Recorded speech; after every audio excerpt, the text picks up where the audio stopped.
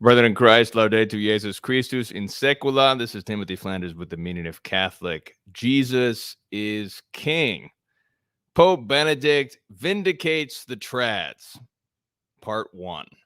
This is a series which is a response to trads. This series is for trads.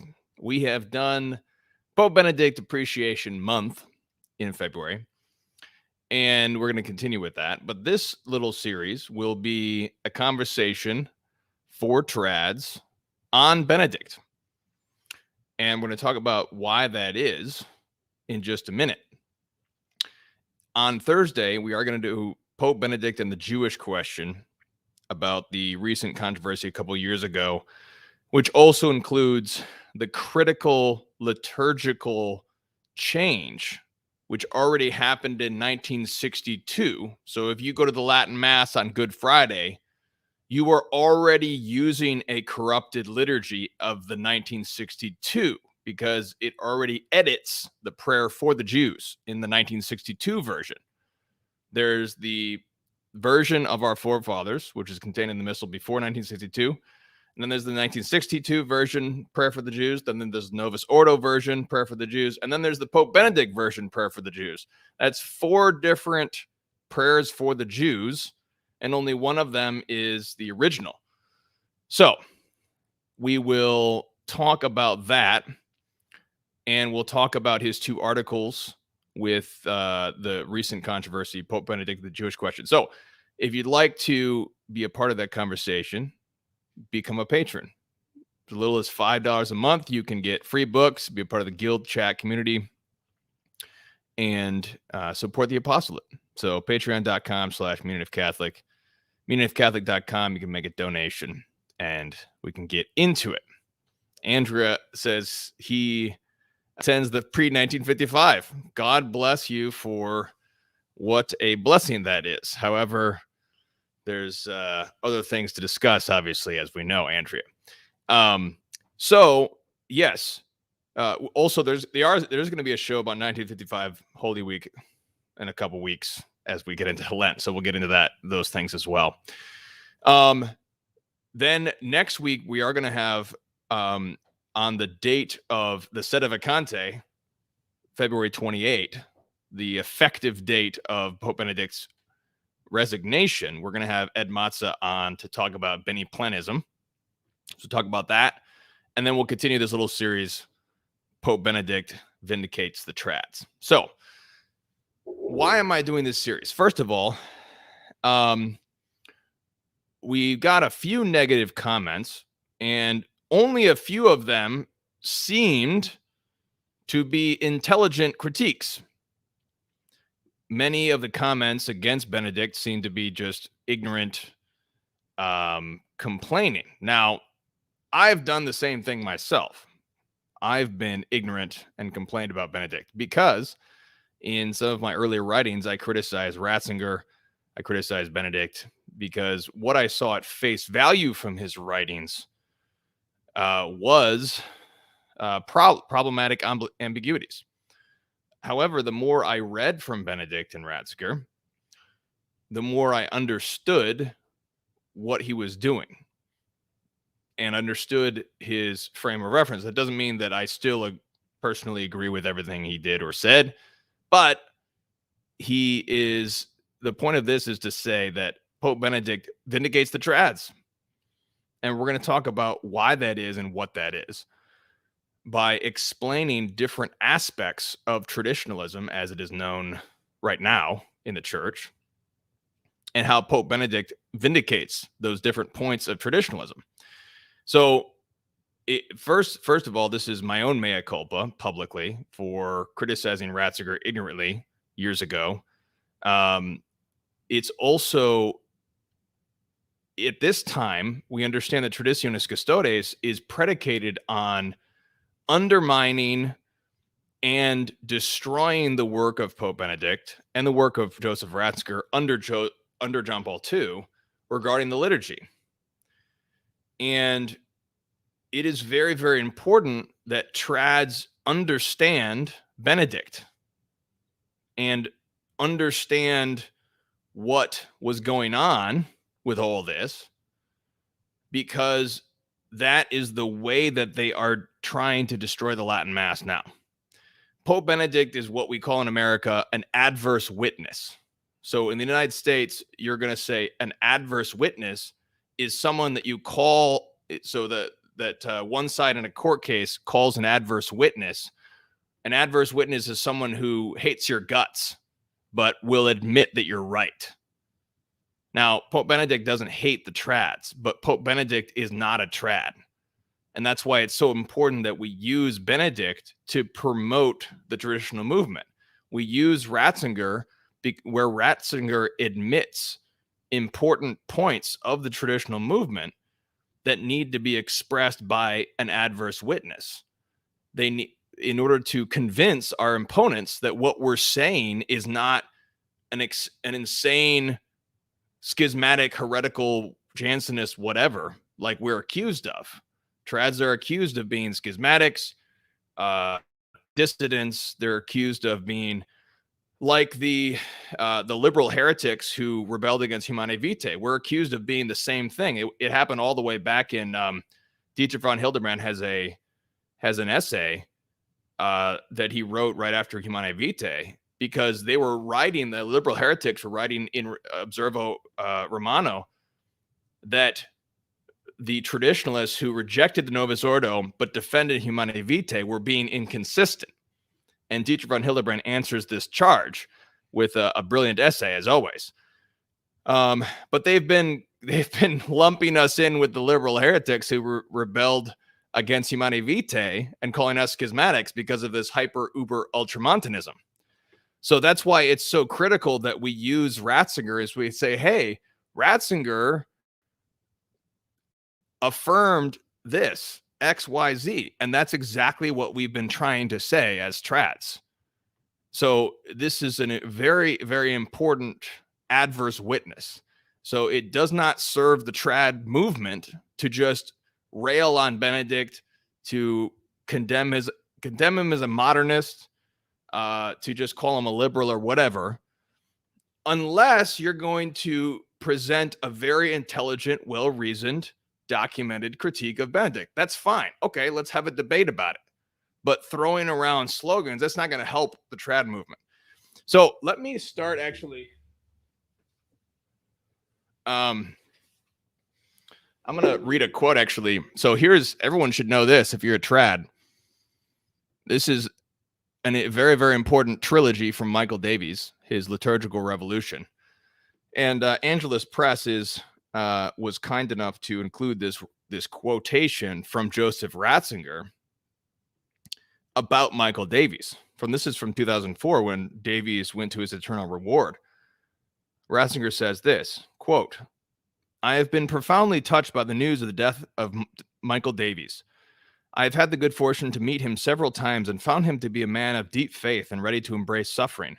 Ever since the council, he put all his energies into the service of the faith and left us important publications, especially on the sacred liturgy. Even though he suffered from the church in many ways in his time, he always truly remained a man of the church. He knew that the Lord founded his church on the rock of Peter, and that the faith can find its fullness and maturity only in union with the successor of St. Peter. Therefore, we can be confident that the Lord opened wide for him the gates of heaven. We commend his soul to the Lord's mercy." End quote. So we have Joseph Ratzinger, who 2004 he's Cardinal Joseph Ratzinger, the head of the CDF, defending a man who defended Marcel Lefebvre and was the head of the Una Voce and wrote this trilogy. The point is, Pope Benedict is your friend, trads. We should be friendly with him. But we're going to get deeper into why Benedict is your friend, why Benedict is our friend. So here's the first point, and then we'll have what we're going to do here is every week we'll just have 15-20 minutes. I'm just going to provide one point why Pope Benedict vindicates the trads, and then we can discuss it, any questions or thoughts you want to have.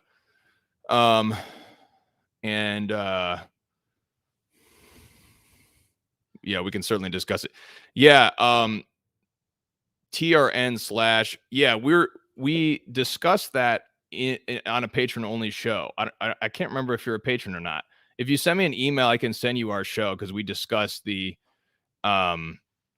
what we did was we discussed the original article that E. Michael Jones did when Traditionis came out back last fall. We discussed that one. I can send you that video. And then this particular, in his latest feature, yeah, we can discuss that as well. I'm not sure if we should get to that. I guess I'll provide some comment right now because that was part of the subject. But we're also going to get more into it later. But yeah, stay tuned. Remind me if I forget. Okay, so here's the first point. People define traditionalism and being a trad in many different ways. Some people define it as only being against something. There's all sorts of different dimensions. So what I'm simply going to do here is I'm going to provide one proposition, one sort of definition of tradism, and then I'm going to show you how Pope Benedict vindicates that thing. So the first thing a trad is right now. So right now, a trad is a faithful Catholic who's attempting to be faithful to the magisterium, but has been isolated by the sort of ruling regime in Rome right now. Their critique of the current theology, the current liturgy, the current things that are going on in Rome has been isolated by Rome, even more so at the Traditionis Custodes.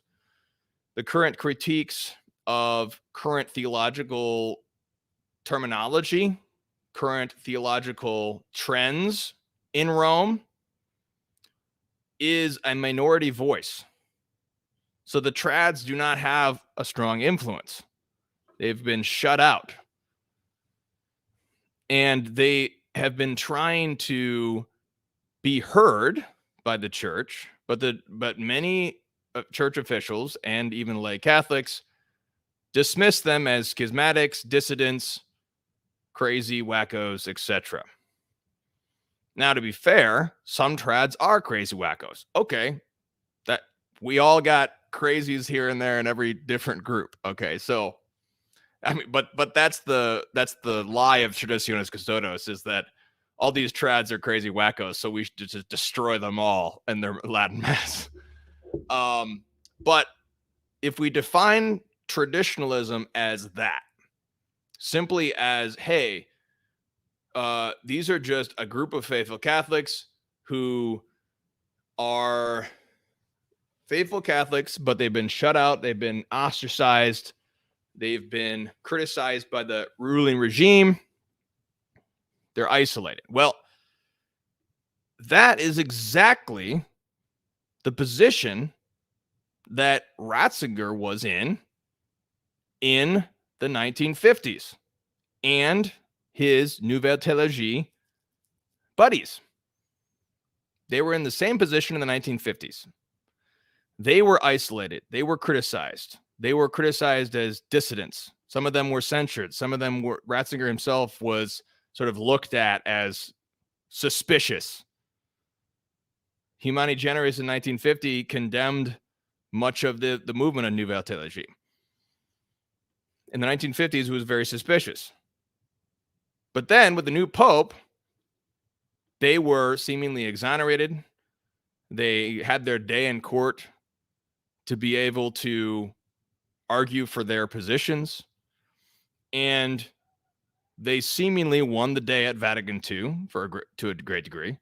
So that the Orthodox Nouvelle Theologie party, which was formerly isolated and condemned as sort of this quasi-modernist thing, was exonerated and vindicated. So what this means is that if the critics of the trad movement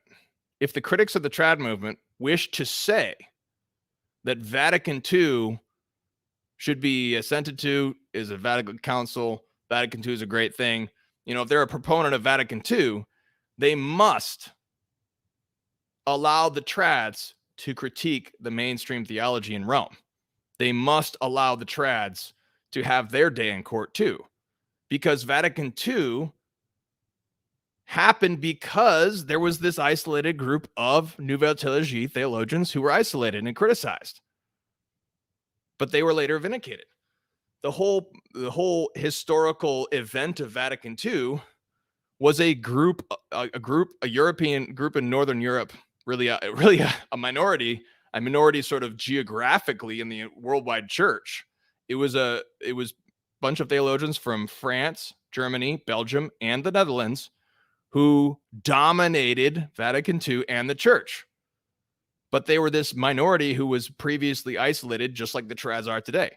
So if someone's going to argue that the trads per se, in this definition I just gave you, just because they criticize the mainstream theology, just because they criticize, what's going on in Rome right now, just because they criticize that, they are therefore schismatics. Well, that right there undermines Vatican II itself, that argument, because we know that historically this is what happened. Let me read you. Let's see. Pope Benedict, where? Seawald, where are you? I didn't have that quote prepared, but I can't find Last Testament right off the bat. I don't remember where it is. I think I lost it when I rearranged my bookshelf. But in Last Testament, Pope Emeritus Benedict is talking to Peter Seawald, and he's describing the period of the 1950s. In the 1950s, he said, we were really critical of the theology that was done in Rome in the 1950s.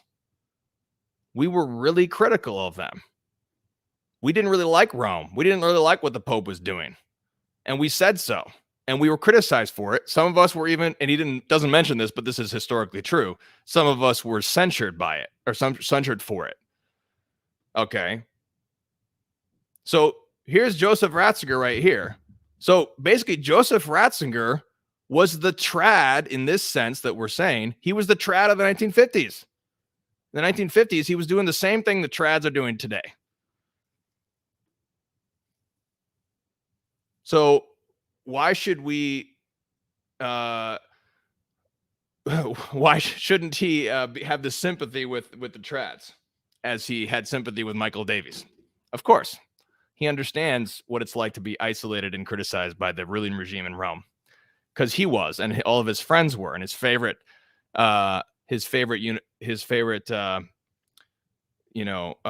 theologians. Decloux's views. What's up, Richard? Clarifies. He's talking about the Roman universities. Yeah, so these are the influential Roman universities which are dominating the theological scene right now, basically. So yeah, I'm not sure if, Richard, you're clarifying the fact that he's not saying Rome per se, like the magisterium per se. I'm not sure if that exactly what you were clarifying here, but so that's point one. That's point one why Pope Benedict vindicates the trads. Now, to be fair, we shouldn't go off the rails. We should not, as trads, should not become Jansenists. And this is the criticism of the trads, which is legitimate.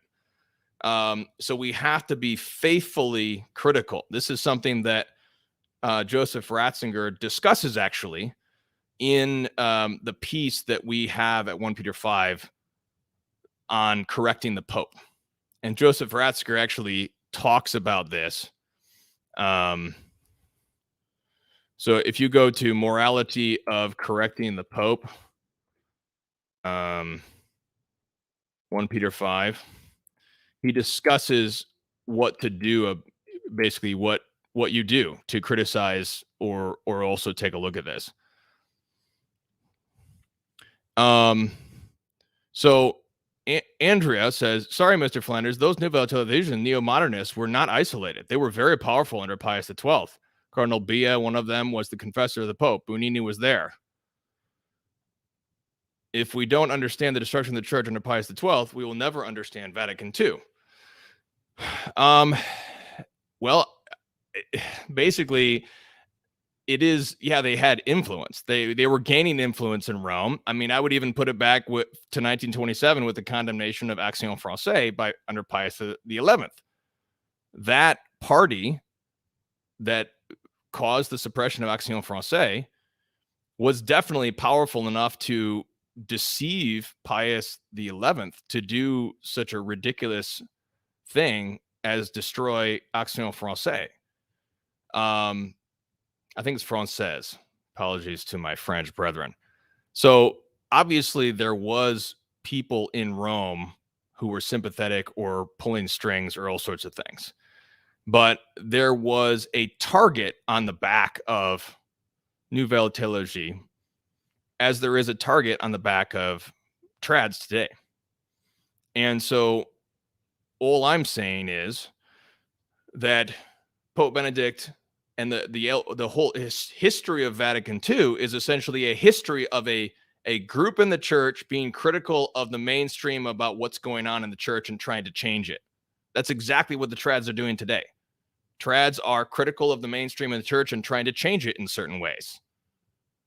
They're trying to restore full freedom to the Latin Mass. They're trying to restore the anathema to condemn heresies. These would be critical changes. Latin Mass would be restoring a change. But, Richard is saying, Nouvelle Theologie is a useless term and attempts to include people who are explicitly at odds with one another, some modernists, some not at all. Right. So you can say ressourcement theologians or communio theologians versus the concilium or the concilium theologians like Hans Küng. Hans Küng is what is and was definitely a heretic. He explicitly denied definitive dogma that's been defined. Any thoughts? Any further thoughts? Let's see.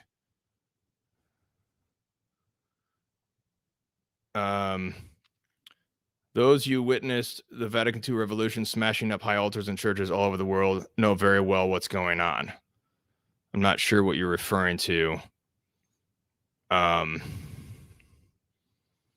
Yeah, this is just so you know, this is important because we're going back between Ratzinger and Pope Benedict, and some people get confused. In Italy, you say Papa Ratzinger or Papa Bergoglio. It's just the way that Italians talk about the Pope. It doesn't mean disrespect. It just means that's just the way they refer to the Pope. So, and with Joseph Ratzinger, he had a whole career up to 2005 when he was elected, where he was acting and writing as Joseph Ratzinger. And even after he was Pope, he published his complete, at least the English edition comes out as Joseph Ratzinger, whereas other things are Pope Emeritus. But there's no disrespect meant. It's just kind of an interchangeable names here. Then when he was Pope, he didn't recall Vatican II. I'm not sure what you're referring to here, but he did attempt to recall Vatican II in the sense of, really in the sense that Marcel Lefebvre tried to recall Vatican II in his signed document in 1988. What Marcel Lefebvre signed was that he accepted Lumen Gentium 25 and that he would commit to dialogue on Vatican II to try to reconcile everything with tradition. And so that is what Ratzinger is trying to do, is he's trying to recall Vatican II and reconcile with tradition. And we're actually going to argue in this series that there's actually quite a bit of common ground between Marcel Lefebvre and Joseph Ratzinger, believe it or not. So we'll talk about that. Let's see. You could also argue it includes some of the Curia, says Dr. Declue. Right. So yeah, many of the cardinals were sort of had this. I mean, the Curia dominated the preparatory documents. There was Cardinal Bea. There were some other bishops and cardinals. I'm not aware of a very strong Nouvelle Theologie influence at all in the preparatory documents to Vatican II. So there was some debates that come out, but the Curia and the officials in power in Rome who made the preparatory documents, if there wasn't, if Ressourcement and Communio, if you will, if you want to make these distinctions, if they did not have such a problem with Roman theology, why did they throw out with every single preparatory document? Now, there's other aspects to this we can talk about, of course, but I'm simply answering the charge that Nouvelle Liturgie was actually not isolated. I would say, yes, it was isolated in the broad. I think it was isolated to those countries, really. I mean, when we consider the worldwide church, I think it was isolated to those countries to a great degree. It was those countries that really had the big influence of those ideas. Now, we're going to talk about why some of those ideas actually were extremely important and good.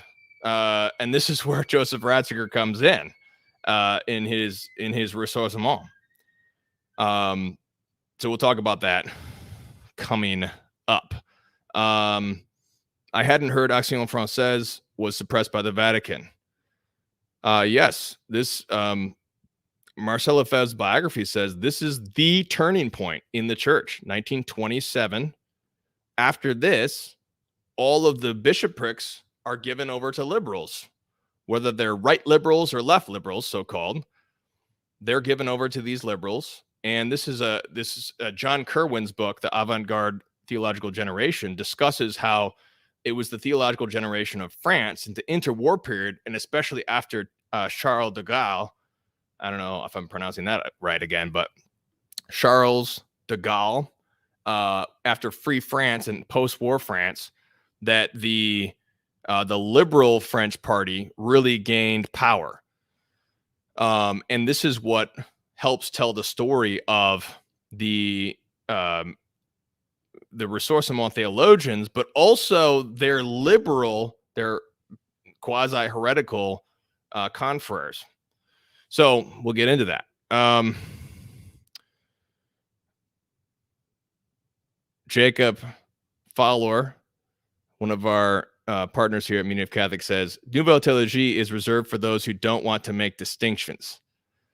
I don't think it's. I would go that far, but yeah, the point is well made. Obviously, like the point is that no one should lump Nouvelle Theologie, if we consider it as a broadest possible movement. No one should lump the whole movement into one particular thing, like neo-modernism. It would be unintelligent and inaccurate to say all of these thinkers from France and Germany were all neo-modernists. That is too simplistic. It's not historical. It's lazy, and it's calumnious, basically. So the problem is that I think, as from thinking historically, I think that Nouvelle Theologie I would use as a historical term because the movement is a broad coalition. And at Vatican II, it becomes the European Alliance, which even the people, even Ratzinger even uses the term and kind of calls the European Alliance a term. And so there's not, and they unite. This is what my book, City of God, tries to argue, is that they unite against the Curia. And so there is actually this sort of bad alliance with heretical forces. Here's where I think that we could have a valid criticism of Joseph Ratzinger. And he actually admits this very thing. He basically says in various places, we didn't quite think, like in Last Testament, he says, we didn't think of the full implications of what we were doing in certain areas. So I think he does admit to a degree certain missteps. And Peter Seewald even criticizes him in his own biography, Volume 1 at the very end. But I'm simply saying, as a historical term, I think the historical term could work, or we could just say ressourcement until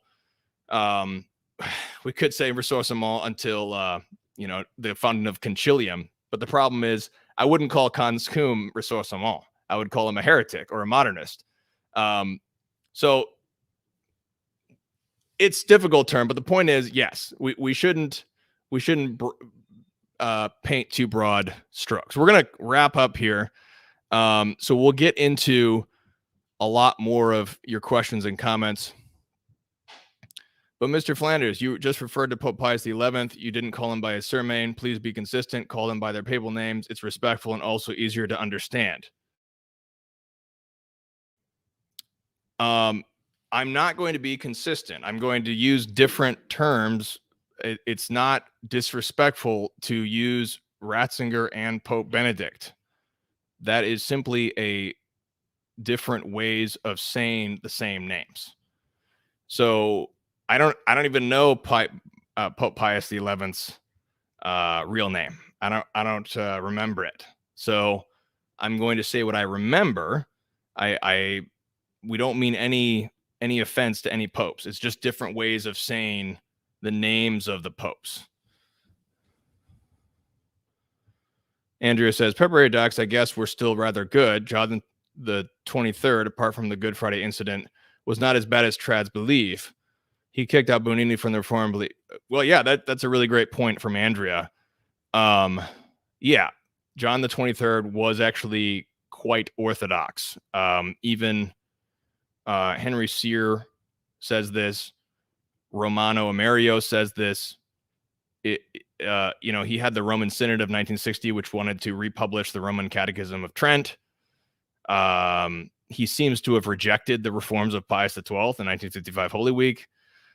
So, yes, that's a great point from Andrea, definitely. So that's all we have. We went longer than I was intending, but that's point one, is that Vatican II itself exonerates the idea of an isolated group with no influence trying to critique what is mainstream and turn the church into a different course. So that's the first point. We'll have Pope Benedict and the Jewish question this Thursday for patrons. We'll have the Benny Planis thesis next week. And then next week, we'll also have part 2 of this series. So any questions, comments, objections, send them my way and we'll talk about them. All right, let's see. I think I do have, let's offer up a Pater Noster. In nomine Patris. Let's see. Nomine Patris, Filii, Spiritus Sancti, Amen. Pater Noster, qui es in caeli, sanctificetur nomen tuum, adveniat regnum tuum, fiat voluntas tua, sicut in cielo et in terra. Panem nostrum quotidianum da nobis hodie, dimitte nobis debita nostra, sicut et nos dimittimus debitoribus nostris, et ne nos inducas in tentationem, sed libera nos a malo. Amen. In nomine Patris, et Filii, et Spiritus Sancti. Amen. Jesus is King.